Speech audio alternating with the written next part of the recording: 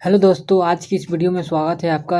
आज हम लोग क्लास हिस्ट्री सेमेस्टर 2 का हिस्ट्री कोर 3 का क्वेश्चन करेंगे। तो क्वेश्चन है, शुंग कौन थे? पुष्यमित्र शुंग की उपलब्धियों की चर्चा करें। इसका आंसर लॉन्ग है, तो आइए इसका आंसर देखते हैं।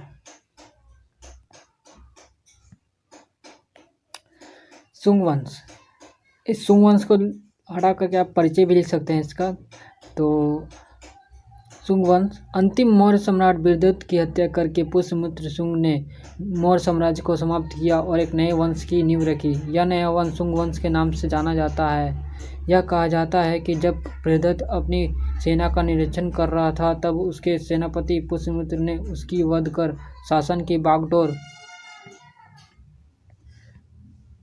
अपने हाथ में ले ली थी। शुंग वंश की इस कार्रवाई को ब्राह्मण पुनः स्थापन काल के नाम से जाना जाता है। तत्कालीन स्थिति में विदेशी आक्रमणकारों से सुरक्षा के लिए एक शक्तिशाली शासक की आवश्यकता थी, जिसे पुष्यमित्र ने पूरा किया। पुष्यमित्र शुंग की उपलब्धियां इस प्रकार हैं। अपने साम्राज्य की पुनर्गठन।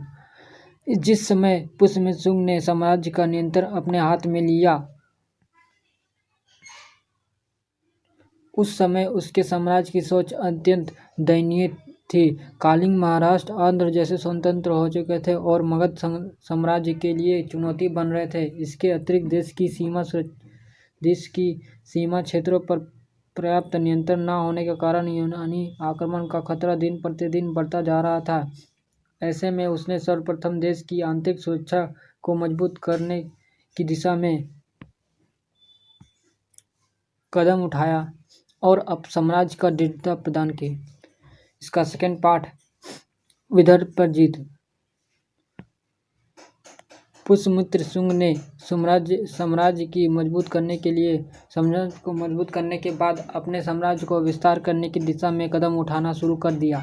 अतः उसने विदर्भ पर हमले किए। इस अभियान में उसकी सेना का संचालन उसके पुत्र अग्निमित्र ने किया और उसने विजय प्राप्त की।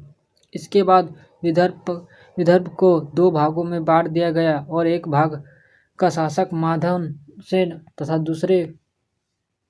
दूसरे भाग को शुंगों की अधीनता स्वीकार करने की कारण यज्ञसेन को सौंप दिया गया।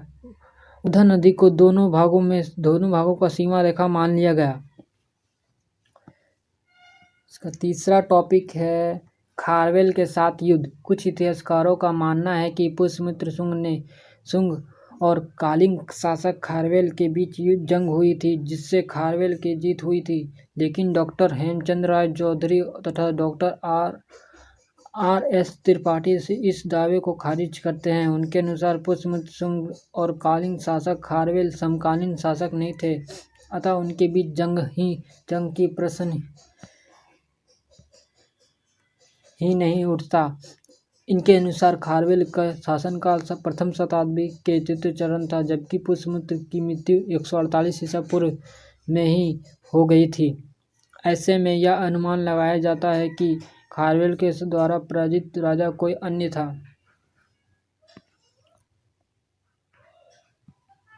चौथा टॉपिक, अश्वमेध यज्ञ।